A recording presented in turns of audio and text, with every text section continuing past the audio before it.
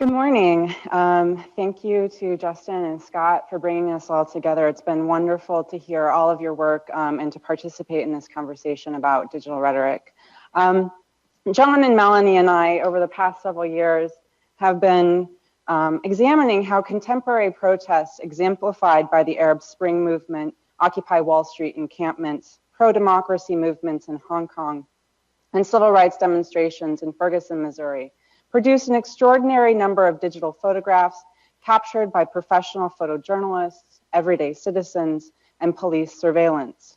In turn, networked spectators encounter images of protests that circulate well beyond particular locales in which they are produced, becoming part of a broader public discourse that generates worldwide linkages between particular protest tactics, performances of dissent, and confrontations to authority. As spectators link these protests and movements via their similar gestures and tactics, public attention shifts towards a broader discourse about the role of social media and digital technologies in coordinating, mediating, and circulating performances of dissent. Shortly after protests in Ferguson, Missouri intensified in response to the charge of the police officer murdered an unarmed Black teenager named Michael Brown, news commentator Max Fisher pushed the headline, Hong Kong's protesters are using the same hands up, don't shoot gesture used in Ferguson. Accompanied with both amateur and photojournalistic photographic styles circulating on Twitter, Fisher called attention to the repetition of a gesture with transnational circulation. Alongside protests in Ferguson and Hong Kong, news commentators contemplated the possibilities of the Occupy Wall Street effect, noting similar tactics in each movement. Here we see, in terms of similarities between the depictions of the police, the visual depiction of written signs and slogans, and the presence of dual performances of vulnerability and agitation. On the one hand, these movements share similar political orientations, generally progressive, liberal critiques of existing power inequalities. On the other hand, observations of their similar visual strategies shift critical consideration from comparisons between the politics of each protest and movement to the screens mobilizing public attention.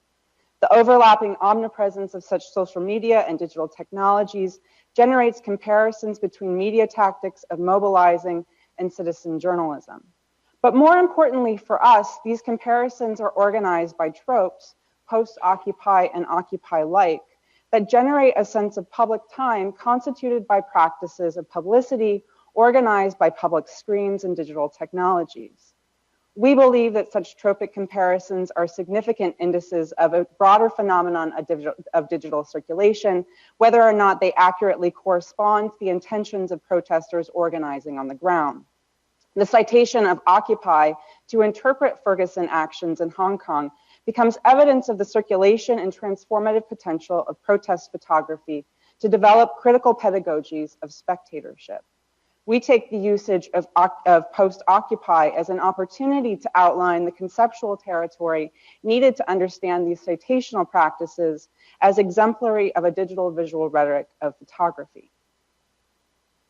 So as critics who share an interest in civic practices and the relationship between digital rhetorics and public culture, our attention to digital photography is situated in relation to media cultures of protest.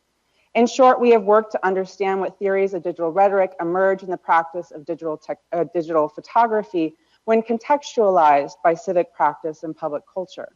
In these cases, photographs in large measure produced by digital cameras or smartphones and other devices circulate through dynamic ecologies between physical places, device storage in clouds, social networking sites, and other forms of digital archiving.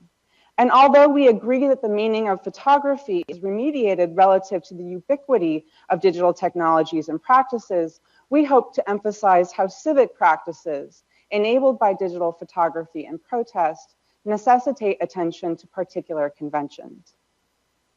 So the shift to visual digital rhetorics of civic practice then shifts the concentration from the medium to ask instead what digital photography might do in the context of social protest.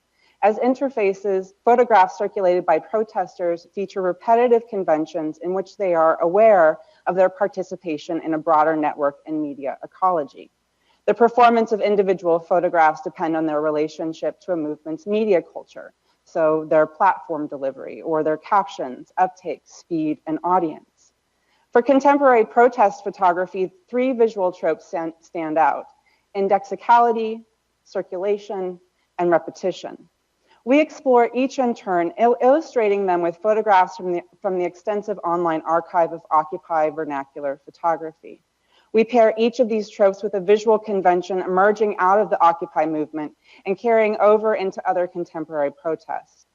We discuss indexicality in terms of the convention of street portraits, circulation in terms of tourist poses, and repetition in terms of doubled frames, in order to show how they help us conceptualize an emergent digital rhetoric of spectatorship. The first trope we examine is indexicality, which refers to the sense in which photographs, at least those produced by analog technologies, document some real physical presence that they have at least partially captured as direct physical imprints of the reality recorded in them. In this sense, photographs are interpreted to function as a kind of evidence to the true nature of the objects or events depicted.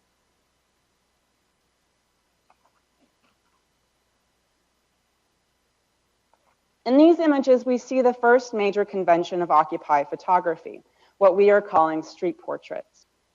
In each photograph, the viewer sees Occupy protesters engaged in a form of public demonstration fairly typical of protest movements more generally.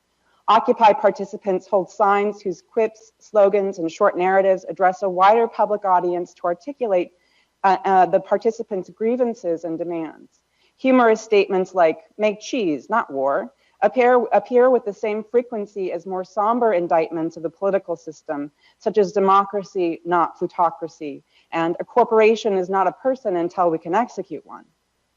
Many signs invoke the now famous description of the 99% battling the 1% for resources and political influence, and protesters' signs often explicitly mark their intended circulation through social media by including references to specific websites and social media platforms. This American Dream, a photograph circulated by Flickr user Shel Sirkin, typifies these core elements of the street portrait convention. The protester featured in the photograph unambiguously marks a personal affiliation with the larger movement, wearing a hoodie emblazoned with the Occupy name, displaying a sign that includes the Occupy hashtag, and posing for the portrait in the public space where other protesters have gathered to articulate their outrage. The sign appears hastily constructed from a disassembled cardboard box, and the misspelling in the message and the sloppy lettering suggest little forethought. Orally muted by the mask-like bandana and photographic text disseminating the verbal message, the protester relies on the hand-lettered sign to speak to the audience. The photograph is a study in visually constructed tensions. The distance separating the central protester and the viewer suggests an intimate relationship and personal disclosure, yet the park setting calls attention to the strange relations that are more characteristic of public interactions. The majority of the image is given over to the single protester's figure, seeming to direct our attention to the individuals who take up the Occupy cause, yet a mass of protesters inhabit the background of the photograph. Most compellingly, the image constructs a tension between two forms of address it accommodates.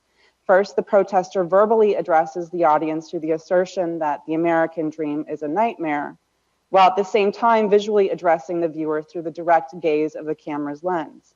Viewers of the photograph are invited to consider the implications of these two forms of address.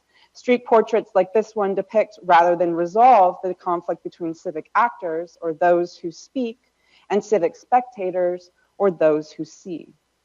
In doing so, they lay the foundation for evolving Occupy conventions that begin to delineate the boundaries between these two civic modes. In a more general sense, street portraits also prompted a reconsideration of photographic indexicality as they simultaneously mark their reliance on digital technologies and their remediation of analog conventions. In this American Dream, we see an image that explicitly features the facts of its digital production and circulation. The photograph uses an easily recognizable Instagram filter and is distributed to the public through the photo sharing site Flickr. Yet it also embraces the conventions of analog photography, specifically studio portraiture, that poses the protester's body in a familiar stance and borrows on the simultaneously nostalgic and realist aesthetic of the portrait. The duality of this image prompts us to reconsider the critiques that digital technologies mourn the loss of indexicality might be a bit too hasty. If indexicality is the assurance that what we are seeing in an image is real and authentic, then emerging practices of digital protest photography appear to borrow on that sense of authenticity by repurposing analog conventions, as we have seen in This American Dream, mimicking the conventions that imply the indexicality of analog photographs might afford digital images an otherwise unattainable ethos of authenticity in the eyes of viewers, and in that sense, indexicality may still exert powerful influence over the design and distribution of images. Thus, even though as critics we may acknowledge that the photograph, analog or digital, does not contain original traces of a photographic event, for networked publics, the convention of indexicality powerfully moves audiences. The second visual trope we examine is circulation. Attending to circulation of the photograph means, in the most basic sense, paying attention to how they move through time and space. Circulation calls attention to various audiences photographs encounter and how their meanings emerge and evolve in relation to context. As you can see in these representative images, tourists frequently pose in close proximity to Occupy protest sites and activities. Zuccotti Park frequently appears in the backdrop of the photographs as tourists from around the world traveled to gawk at the spectacle of Occupy encampments, participants, and events. In these images, we see individuals posing as if they were standing in front of a famous monument or a historical site. The tourist pose images stand out amongst Occupy photographic conventions because of the schizophrenic juxtaposition of happy tourists smiling for the camera and protesters seeking to draw the public's attention to grave social injustices. Where other protest conventions demand the viewer's reflection and judgment, tourist pose images seem designed instead for indiscriminate circulation. In Occupy Wall Street tourist photo site, Flickr user Josh C. circulates an image of two women being photographed by a third as they position themselves in front of the Zuccotti Park occupation. None of the women take notice of the Occupy protesters seated on the ground behind them, whose sign implores them and the public watching to wake up. The women in the quilted jackets pose together as if they are standing in front of a stationary monument or landmark, adopting the informal posture typical of snapshots while taken on vacation. The women are so focused on enacting the ritual of tourist photography that they seem not to notice how their intrusion on the scene casts Occupy as a meaningless spectacle. Notice, for example, that one woman has backed up to the point that she is standing on the sign spread on the ground.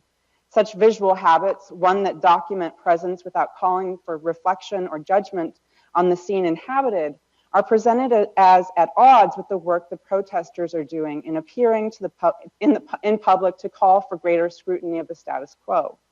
The image itself directs attention to the act of photography, and yet the image nevertheless relies on a realist aesthetic that purports to be a transparent representation of the scene unfolding before the camera's lens. The tourists pose for a photograph that will document their visit to New York City, and Flickr user Josh C. unobtrusively preserves that moment with his own camera. The specific photograph really gives us two images to consider. There is both Josh C.'s image of the tourist photographic ritual, as well as the implied image that will result when the depicted photographer snaps the picture of her two companions posing in front of the signs. The difference in circulatory intent apparent in those two images should prompt us to reconsider circulation in the context of digital protest photography. For the tourists, there is an inevitable circulation of the Zuccotti Park snapshot that results from our habits of using analog tourist photography. Their circulation, in other words, is intended to occur after the photographic process has concluded. In digital protest photography, on the other hand, circulation is a primary concern from the start. Like the Occupy participants, protesters using digital technologies create messages designed to move through online spaces and audiences as quickly and widely as possible. Digital devices enable nearly simultaneous capturing and sharing, which means that the intent to circulate factors into the production of the image as well as its eventual fate. The photograph by Josh C. above aptly illustrates the implication of this revised sense of circulation, where the tourists are relatively oblivious to the actors and events outside their staged image. The protesters strategically marshal circulatory potential in order to prompt reflexive spectatorship. The final visual trope that we engage in is repetition. In general terms, repetition allows for a rhetor to emphasize or amplify a particular element of the message by featuring it a number of times in succession. Repetition draws the audience's attention to a key symbol or theme by returning to it more than once. As a verbal device, repetition functions in figures too numerous to list, but ranging from alliteration to polylepton. Visually, repetition appears most prominently in the meme, a virus, cultural-like artifact that proliferates by replication and mutation.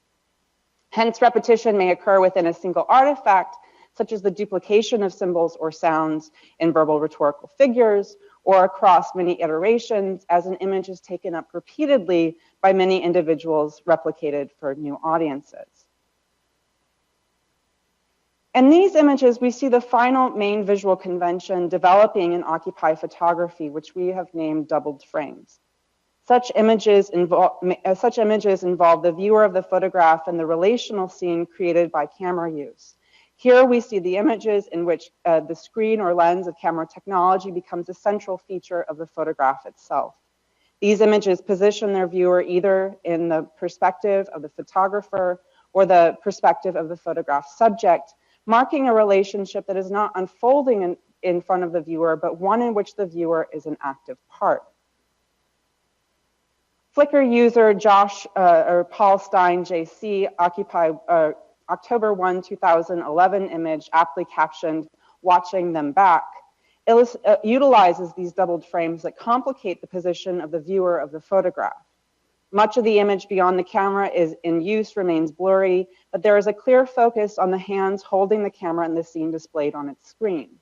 In this photograph, we become aware of a layering of perspective through the doubled frames. Just as our entry into the event is bounded by the frame of watching them back, the entry of the Occupy protester is bounded by the frame of the camera screen. Such images call attention to the active dimensions of photographic viewing, such as a spectator is presented as the force framing and interpreting the action of the image. The title of the image implies a power in watching, agency that can be harnessed and mobilized by spectators who are typically the subject of a surveilling gaze. And just as Occupy protesters may become aware of and then utilize such spectator power, the photograph further encourages reflection on our spectatorship outside of the moment of Occupy demonstrations. The spectator of the photograph is presented with an opportunity to join in the multi-layered relations constituting this photographic event, which extends beyond the specific time and place of its original production. Featuring doubled frames in this way makes the seemingly discrete positions of the photographer and photographed, actor and spectator, and present bodies and later viewers blur into a spectrum of positions within the event of photography that continue to be made available through the circulation of photographs. It is this potential multiplying of perspective that complicates the sense in which repetition operates in the context of digital protest photography. Repetition can simply indicate featuring the same sound, symbol, or theme several times in succession, achieving an amplifying effect through the addition of utterances. However, in doubled frames photographs we have examined, we see how digital protest photography achieves a different type of circulation or of repetition, one where effects are multiplied instead of accumulated. Specifically, these doubled frames images prompt a layering of spectatorial perspectives that fundamentally changes each as the viewers of the photograph are invited to imagine themselves occupying several spectator positions simultaneously. In enabling a multiplicity of perspective, rather than an accumulation of additional perspectives, Repetition in the context of digital protest photography also differs from replication. Images like watching them back do not aggregate individual spectator positions that are produced through replication, but instead repeat the frames that demarcate individual perspectives, juxtaposing them in order to prompt reflection on the nature of spectatorship and action. As such, the repetition apparent in photographic conventions like doubled frames issue a challenge to the realist aesthetic that seeks to erase the technology that produces the image. Repetition in realist images, like those produced by photojournalists, for example, reinforces a traditional notion of indexicality in reassuring the viewer that the repeated element indexes some reality external to the photograph. The photograph in this view is a transparent mechanical reproduction of the sites it captures. In the context of digital protest photography, repetition does not reinforce indexicality, but instead complicates it, calling attention to the constitutive nature of perspective and spectatorship. Because Occupy has had such a profound effect in shaping the visual strategies embraced by subsequent protests, we have examined 3 of its key photographic conventions to consider how these practices might call for new theories of digital visual rhetoric, particularly in the context of digital protest photography. We have found that by oscillating between a remediated convention of indexicality, the display of circulatory potential and its concomitant politics, and the multiplication of perspectives through repetition, Occupy photographs exemplify how contemporary protest photography unsettles the typical hierarchy between actors and spectators, or readers and writers. In a digital public sphere, these photographs do not become meaningful as mere documentation in which they provide photographic evidence of protest action. Instead, photographic practice is implicated in the substance of protest itself, in which actors and spectators perform practices of photographic publicity that we see gaining uptake in worldwide protests.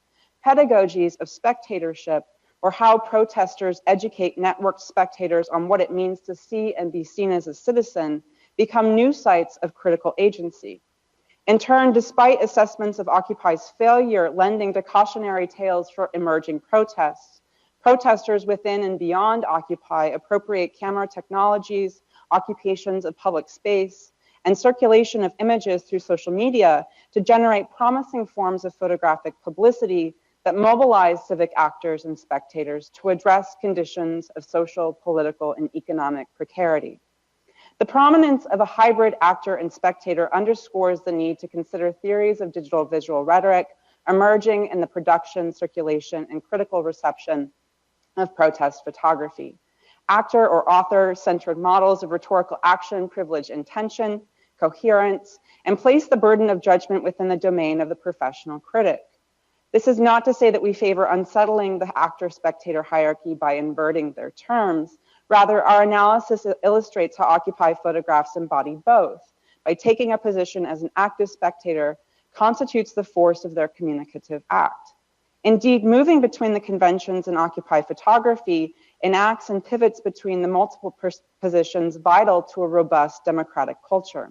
In sum, tracing how these conventions travel within incipient movements indexes the confluence between rhetoric and technology that may emphasize how new systems of rhetoric enable new relationships between bodies, collective technologies, and visual habits. Thank you.